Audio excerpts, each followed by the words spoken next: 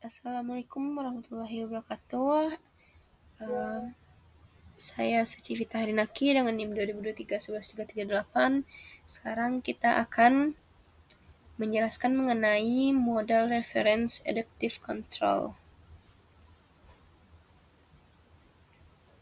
Oke, jadi model reference adaptive control ini merupakan jenis pengendali adaptif yang membuat sistem nyata meniru perilaku model acuan atau model referensi, yang artinya pengendali akan terus menyesuaikan parameternya secara otomatis agar keluaran sistem mengikuti keluaran model ideal meskipun ada perubahan atau ketidakpastian pada sistem.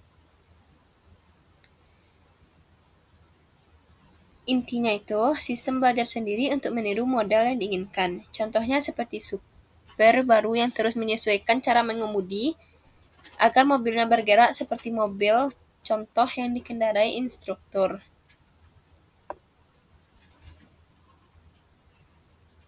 Prinsip kerja dari model referensi adaptive control ini, yang pertama ada model referensi. Ini adalah pola ideal yang ingin dicapai sistem.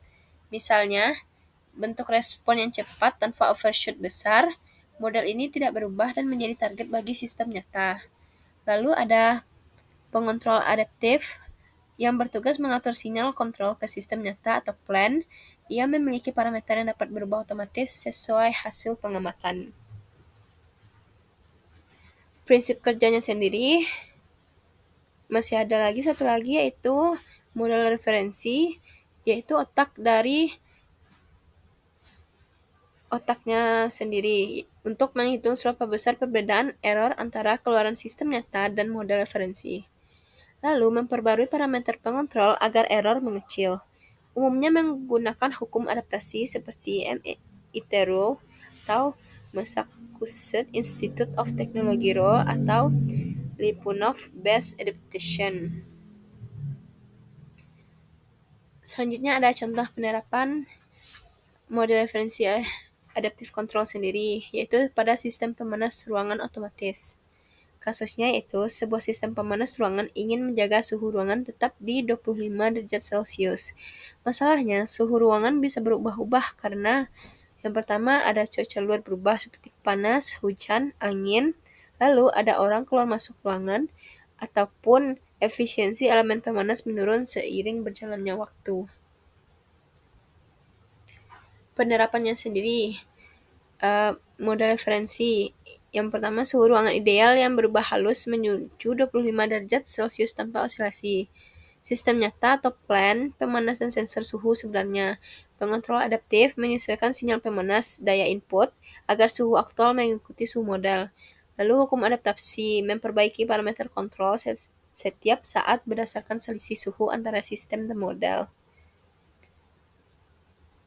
Mengapa model referensi adaptive control ini cocok? Karena parameter sistem seperti laju pendinginan atau efisiensi pemanas tidak selalu diketahui dan bisa berubah. Model referensi adaptive control ini bisa menyesuaikan tanpa perlu tahu pasti model matematis sistem. Cukup tahu bagaimana sistem seharusnya berperilaku atau dari model referensinya. Berikut ini dapat kita lihat ada gambar dari model referensi adaptive controlnya sendiri. Ada blok model referensi, penyusun parameter, lalu pengontrol adaptif, dan sistem nyata.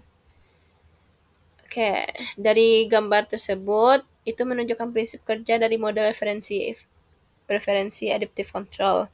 Sinyal referensinya itu menjadi masukan bagi dua jalur, yaitu model referensi yang menghasilkan keluar ideal dan sistem nyata atau plan yang dikendalikan oleh pengontrol adaptif. Hasil keluaran dari model dibandingkan dengan keluaran sistem nyata pada titik penjumlahan untuk menghasilkan error. Nilai error ini dikirim ke mekanisme penyusun parameter yang secara otomatis memperbarui parameter pada pengontrol adaptif agar sistem nyata mampu mengikuti perilaku model referensi. Proses ini berlangsung terus-menerus sehingga perbedaan antara keluaran sistem dan model semakin kecil, sehingga sistem dapat menyesuaikan diri terhadap perubahan kondisi atau ketidakpastian parameter secara real time. Jadi teman-teman, kesimpulan dari materi kita hari ini yaitu model referensi adaptive control ini adalah sistem pengendali cerdas yang mampu menyesuaikan parameter pengontrolnya secara otomatis agar keluaran sistem nyata selalu mengikuti model referensi yang diinginkan. Ini sangat efektif digunakan pada sistem yang memiliki ketidakpastian atau perubahan parameter, karena dapat beradaptasi secara real-time untuk menjaga kinerja dan stabilitas sistem. Oke, sekian yang dapat saya sampaikan. Apabila ada kesalahan, saya mohon maaf. Saya akhiri. Assalamualaikum warahmatullahi wabarakatuh.